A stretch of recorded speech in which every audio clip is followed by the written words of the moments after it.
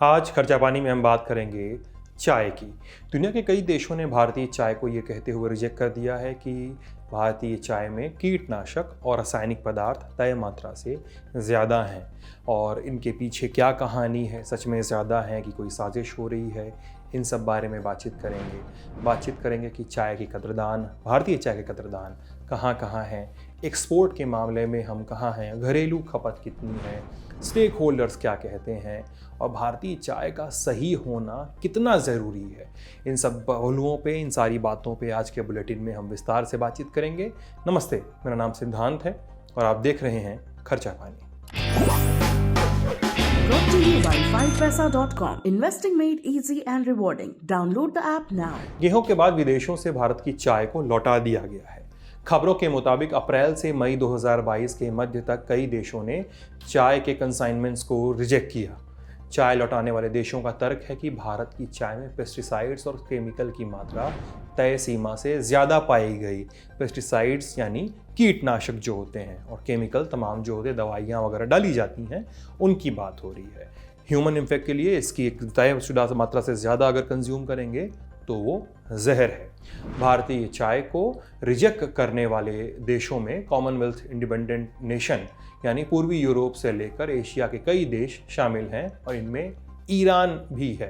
Tea board के एक वरिष्ठ अधिकारी ने न्यूज़ एजेंसी पीटीआई को बताया कि चाय की पैकिंग करने वाले और इसके निर्यातकों की तरफ से इस बारे में शिकायतें मिली हैं और उनकी चाय की खेप को रिजेक्ट कर दिया गया है। इस बारे में भारतीय चाय निर्यातक संघ यानी ITEA के चेयरमैन अंशुमान कनौरिया ने पीटीआई से बातचीत में कहा है कि अंतर्राष्ट्रीय खरीदारों ने कीटनाशकों और रसायनों की स्वीकार्य सीमा से अधिक होने के कारण भारतीय चाय के कंसाइनमेंट्स को रिजेक्ट किया है। कनौरिया का कहना है कि अब कई देश चाय की गुणवत्ता को लेकर काफ़ी सख्त नियमों का पालन कर रहे हैं। ज़्यादातर देश यूरोपियन यूनियन के मानकों का सख्ती से पालन करने लगे हैं, जो कि भारतीय खाद्य एवं सुरक्षा मानक प्राधिकरण यानी FSSAI के नियमों से अधिक सख्त है। आपको बता दें कि हाल ही में तुर्की ने भारत से भेजा गया 56,000 टन से ज़्यादा गेहूं वापस भेज दिया था। तुर्की सरकार का कहना था कि भारत से भेजे गए गेहूं में रुबेला वायरस मिला है। ऐसे में स्टेक होल्डर्स का कहना है कि कुछ देश भारतीय खाद्य उत्पादों के साथ सौतेला बर्ताव कर रहे हैं, ये उनका कहना है। भारतीय उत्पादों के प्रति विदेशी खरीदारों का क्या नज़रिया है, ऑर्गेनिक वेलनेस नाम की कंपनी के MD कृष्ण गुप्ता को सुनते हैं। सर, सबसे बड़ा मुद्दा जो है, कोई चैलेंज जरूर पेस्टिसाइड रेजिड्यूज में हो सकते हैं, मैं उसमें कोई मना नहीं करूंगा, क्योंकि ये धरती माँ का एक गिफ्ट है और हो सकता है किसी ने गलती से या जान करके भी पेस्टिसाइड इंसेक्टिसाइड यूज कर लिए हों। लेकिन जहां तक मेरा समझ है, ये केवल चाय तक ही सीमित नहीं है, बल्कि इंडिया के बहुत से प्रोडक्ट्स ऑर्गेनिक सेक्टर में मैं डील करता हूं। बहुत ज्यादा चैलेंज है यदि आप प्रोडक्ट यहाँ से एक्सपोर्ट करते हैं, खास करके यूरोपियन डेस्टिनेशंस को। वो एक तरह का सौतेला व्यवहार जो बोलते हैं, यदि इंडिया से कंसाइनमेंट आ रहा है तो उसका सर एक स्पेशल चेकिंग के माध्यम से एक स्पेशल कैटेगरी में डाल दिया जाता है। स्पेशल चेकिंग करिए, कोई तकलीफ नहीं है, लेकिन एक स्पेशल कैटेगरी में डालना, इंडिया को केवल एक टारगेट करना, मेरे को लगता है समय आ गया है कि जिस तरह से देश अपना इंटरनेशनल लेवल पे अपनी पहचान बना रहा है हर सेक्टर में, इस सेक्टर में भी थोड़ा सा सरकार को एक स्ट्रॉन्ग प्ले करना चाहिए और अपने देश को इस समस्या से निकलकर आगे बढ़ना। पहली बात में, सौतेला व्यवहार केवल गेहूं और चाय तक सीमित नहीं है। इन दोनों सेक्टर का पब्लिक डोमेन में नॉलेज आ गया क्योंकि वॉल्यूम सब्सटेंशियल है, लेकिन हम मेडिसिनल हब्स में डील करते हैं और ये चैलेंज हम रेगुलर बेस पे फेस करते हैं। और हो सकता है, फिर रिपीट कर रहा हूं, हमारे यहाँ पर देश में कुछ कमी रह गई हो, वो केवल हमारे देश तक सीमित नहीं है। आज हम भी यदि विदेश से कोई प्रोडक्ट लेते हैं, वहां पर भी ये चैलेंजेस उपलब्ध हैं। मेरा केवल यही मानना है कि प्रोडक्ट को बिल्कुल टेस्ट करिए, लेकिन सौतेला व्यवहार नहीं करिए, क्योंकि देश एक अब अलग तरह की दिशा में चल चुका है। देश अपना ग्लोबल प्रेजेंस बता चुका है और वक्त आ गया है कि हमें भी अपना फुट डाउन करना चाहिए, जिससे इन समस्याओं को दूर करा जा सके। और देश के अंदर, सही बता रहा हूं, अमेजिंग टैलेंट है, अमेजिंग प्रोडक्ट्स है, हमारे देश का इतिहास इतना स्ट्रांग है और इसका भुगतान इन विदेशियों को ही करना पड़ेगा क्योंकि इतनी जो शानदार चीजें देश की हैं ये मिस करें। ये तो होगी भारतीय चाय की दुनिया भर में चल रही चकल्लस की बात। चाय की व्यवस्था को समझते हैं। भारत चीन के बाद दुनिया का दूसरा सबसे बड़ा चाय उत्पादक देश है। देश में पैदा होने वाली करीब 90% चाय की खपत देश में ही हो जाती है।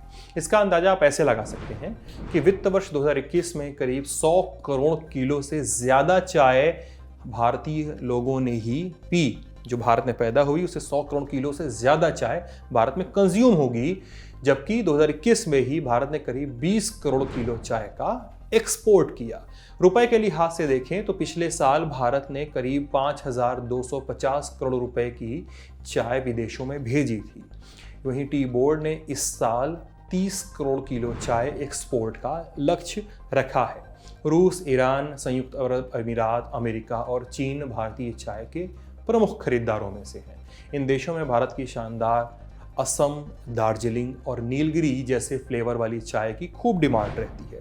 हालांकि इतनी शानदार महक वाली भारतीय चाय विदेशों में पूरी क्षमता से टिक नहीं पा रही है। ऐसा इसलिए क्योंकि चाय उत्पादन में दूसरे नंबर पर होने के बावजूद केन्या, चीन और श्रीलंका का झंडा कायम है। फिलहाल भारत चाय का चौथा सबसे बड़ा निर्यातक है। भारतीय चाय उद्योग के पास अपने कारोबार को बढ़ाने का बड़ा मौका था, लेकिन मौजूदा संकट ने भारतीय चाय उद्योग की साख पर बट्टा लगा दिया है। दूसरी तरफ चाय बागान मालिकों का ये कहना है कि चाय में रसायनों के अधिकतम अवशेष स्तर MRL को मौजूदा स्तर पर बनाए रखना जाना चाहिए और कुछ मामलों में इसे बढ़ाया जाना चाहिए। तभी भारतीय चाय की खुशबू विदेश में अपना जलवा बिखेर सकती है। उनका कहना है कि जलवायु परिवर्तन में बदलाव के चलते चाय का उत्पादन साइकिल काफ़ी आगे पीछे हो गया है। ऐसे में चाय में पेस्टिसाइड का चलन बढ़ा है। ये बाइट सुनिए आप। केवल में ये मार्केट तक ही सीमित, चाय के मार्केट तक ही सीमित नहीं है। सही में देश की छवि को विदेशों में बिगाड़ने की कोशिश करी जाती है और इससे जरूर इम्पैक्ट भी होता है। आज हमारे जो यूरोपियन सप्लायर्स हैं जरूर वो 25 प्रश्न पूछते हैं डिस्पाइट हमारे रेगुलर वहाँ शिपमेंट जाते हैं, क्योंकि अलग अलग तरह की न्यूज़ मार्केट में है। एक चीज़ और मैं शेयर करना चाहूँगा, पिछले कुछ महीनों में रादर काफी सर्टिफाइंग बॉडीज के इंडिया के अंदर उनको बैन कर दिया गया है इस पेस्टिसाइड रेजिड्यू लेवल्स के इश्यूज और चैलेंजेस के कारण ही। तो देश के अंदर इस समय सर्टेनली एक बहुत बड़ा चैलेंज है और ऑर्गेनिक इंडस्ट्री एज ए पर से बहुत बड़ा इम्पैक्ट आया है। तो एक चीज सही है कि यस, इंडस्ट्री को, देशवासियों को अपने यहाँ के चाहे वो इंडस्ट्रीज हो या फिर जो क्रॉप्स ग्रो कर रहे हैं उन्हें इंटरनेशनल स्टैंडर्ड्स को मीट करना चाहिए और हर चीज के लिए ध्यान देना चाहिए, चाहे वो ग्रोइंग से लेके प्रोसेसिंग तक हो। लेकिन एट द सेम टाइम फिर रिपीट करूंगा, यदि हमारे प्रोडक्ट में चैलेंज है जरूर रिजेक्ट करिए, कोई उस पर तकलीफ नहीं है। लेकिन एक सौतेला व्यवहार, एक उसे टारगेट करके चैलेंज कर क्रिएट करना, वो मेरे ख्याल से एक्सेप्टेबल नहीं होना चाहिए। अपना देश बहुत बड़ा है, सर्टनली श्रीलंका के जो चैलेंजेस हैं मैं तो चाहूंगा वो जल्दी से ठीक हों और नॉर्मल पथ पे आएं। और मेरे को नहीं लगता कि श्रीलंका का क्राइसिस ही केवल हमें फायदा उठाने के लिए, देश के पास हर चीज अवेलेबल है, नेचुरल रिसोर्सेज से लगा के, मैन पावर से लगा के, और खास करके अब जिस तरह से इंटरनेशनल लेवल पे देश को प्रस्तुत किया जा रहा है और आप फर्क भी देख रहे हैं। मैं पर्सनली बताता हूं, जब मैं आज इंटरनेशनल लेवल पे हमारे बायर से बात करता हूं, so they are aware of India, they know कि हमारे देश में क्या हो रहा है, क्या इनिशिएटिव्स लिए जा रहे हैं। तो मेरा ये मानना है कि जरूर एक बहुत बड़ी अपॉर्चुनिटी है श्रीलंका और विदाउट श्रीलंका। जरूरत है कि अपना सरकार अपने लेवल पे कुछ इस तरह से कड़े कदम उठाए कि जिससे ये समस्या एक टारगेट ना होके एक मिलजुल के समझाई जाए, सॉल्व करी जाए, जिससे इंपोर्टिंग कंट्रीज और एक्सपोर्टिंग कंट्रीज दोनों के अंदर एक मिल मिलाव रह सके। हालांकि बात का दूसरा पहलू भी है। ITEA वाले अंशुमान कनौरिया ने यह भी कहा है कि नियम कायदों का पालन करने की जगह भारतीय चाय निर्यातक सरकार से FSSAI को और उदार करने की, नियमों को और उदार करने की मांग कर रहे हैं। इससे गलत मैसेज जाएगा, क्योंकि हम यहाँ ऐसे पदार्थ की बात कर रहे हैं जिसे पिया जाता है, कंज्यूम करते हैं हम। यानी बात वैश्विक पटल पे ही नहीं, अपने यहाँ के माल को सुधारने की भी है। अब आते हैं पिछले कुछ समय से देश विदेश में अपना भौकाल मचाए रखने वाले गेहूं की। हाल ही में टर्की ने भारत के गेहूं में रुबेला वायरस की बात कह के पल्ला झाड़ लिया हो, लेकिन भारत के एक फैसले ने अंतर्राष्ट्रीय बाजार में तहलका मचा के रखा है। भारत सरकार ने पिछले महीने गेहूं की एक्सपोर्ट पर बैन लगा दिया था। इसके बाद से गेहूं के दाम इंटरनेशनल मार्केट में बढ़े हुए हैं। साल 2008 के बाद पहला मौका है जब गेहूं के दाम इतने ज़्यादा बढ़ चुके हैं कि बड़े बड़े देशों का हाल बुरा है। संयुक्त राष्ट्र की फूड एजेंसी, खाद्य और कृषि संगठन FAO के अनुसार गेहूं की कीमतें अंतर्राष्ट्रीय स्तर पर लगातार चौथे महीने बढ़ी हैं, जो बीते साल की अपनी कीमत से औसतन 56% ज़्यादा है। अब जान लेते हैं कि गेहूं इस रॉकेट पे क्यों सवार है, काहे इतना तेज बढ़ रहा है। गेहूं में तेजी की 3 बड़ी वजहें हैं। पहला, यूक्रेन और रूस का युद्ध। दूसरा, भारत की तरफ से गेहूं के एक्सपोर्ट पर लगाया गया बैन। और तीसरा, भारत में इस साल भीषण गर्मी के चलते होने वाली कम पैदावार गेहूं की। अब आपको बता दें कि इस साल भारत में गेहूं का उत्पादन 10 करोड़ 6 लाख टन रहने का अनुमान है। इसके पहले देश में 1 करोड़ 11 लाख 20 हजार टन गेहूं का उत्पादन रहने का अनुमान जताया गया था, लेकिन भीषण गर्मी के चलते पैदावार घटने की आशंका जताई जा रही है। वैसे भारत गेहूं का बहुत बड़ा निर्यातक नहीं है। पिछले वित्त वर्ष में भारत ने 75 लाख टन से अधिक गेहूं का रिकॉर्ड निर्यात किया था, लेकिन रूस यूक्रेन युद्ध के चलते दुनिया में गेहूं की सप्लाई घटी है। इस वजह से करीब आधा दर्जन देशों ने भारत सरकार से आग्रह किया है कि उन्हें गेहूं की सप्लाई करें। और रॉयटर्स की एक खबर के मुताबिक पिछले महीने गेहूं निर्यात पर बैन लगने के बाद से भारत ने 4,70,000 टन गेहूं के निर्यात को अनुमति दी है। रूस दुनिया भर में गेहूं का सबसे बड़ा एक्सपोर्टर है, निर्यातक है। यूक्रेन इस लिस्ट में 6वें नंबर पर है। अब आइए आज के हमारे एक और एक्सपर्ट हैं, उनसे समझते हैं कि आने वाले दिनों में गेहूं की कीमत को लेकर उनका क्या स्पेकुलेशन है। देखिए, गेहूं के पीछे जो तेजी आई है उसके वजह 2 मेन कारण रहा है। अगर हम ग्लोबल मार्केट की बात करें, यूक्रेन और रशिया मेजर एक्सपोर्टर है व्हीट के, और वहां पर जब से Feb 24 से युद्ध छिड़ा है तो व्हीट का सप्लाई कम हुआ है, जिसकी वजह से जो ग्लोबल इंपोर्टर्स है कहीं ना कहीं उनका इंपोर्ट हिट किया है और हमने प्राइसेस में रैली आते हुए देखा। लेटर हमने देखा कि इंडिया में जो अर्ली हीट वेव पड़ा उससे व्हीट की जो यील्ड थी सब्सटेंशियली डाउन हुई। सरकार का और जो व्हीट के एक्सपर्ट्स हैं उनका मानना था कि इस बार व्हीट का प्रोडक्शन तकरीबन 110 मिलियन मैट्रिक टन्स होगा, बट हमारा स्टार्टिंग से कहना था कि इस बार व्हीट का प्रोडक्शन सब्सटेंशियली डाउन हो सकता है और तकरीबन व्हीट का प्रोडक्शन जो इस साल हुआ है वो 90 मिलियन मैट्रिक टन्स होता है हमारे एस्टीमेट के हिसाब से। तो अब हमारे यहाँ इतना सप्लाई में फॉल हुआ है because of the yield issue.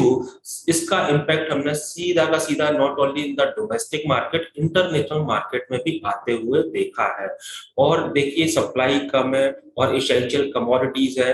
Global जो इंपोर्टर्स है वो इंडियन मार्केट को टैप कर रहे हैं। First time in 10 year 12 years हमारे यहाँ से इंपोर्ट करने का कोशिश कर रहे हैं। तो डिमांड बहुत स्ट्रॉन्ग है। Even if I talk of Chinese market, China के अंदर भी अभी जो प्राइस चल रहा है $477 पर टन चल रहा है, which is around 3350 rupee terms में। हमारे डोमेस्टिक मार्केट से काफी ज्यादा है। अब वर्ल्ड का जो लार्जेस्ट कंज्यूमर है उसके यहाँ अगर इतने तेजी के प्राइस है because of the supply issue, certainly इसका रिपरकशन हम डोमेस्टिक मार्केट में भी आते हुए देखेंगे एंड प्राइस में इस क्रॉप ईयर के अंदर फर्मनेस बनी। We must thank to government of India, उन्होंने टाइमली इंटरवीन किया मार्केट में। वी वर द फर्स्ट, हम जो कि सजेस्ट कर रहे थे through various channels and media, even आपके थ्रू भी हमने सजेस्ट किया था कि गवर्नमेंट को एक्सपोर्ट को टाइमली बैन करना चाहिए।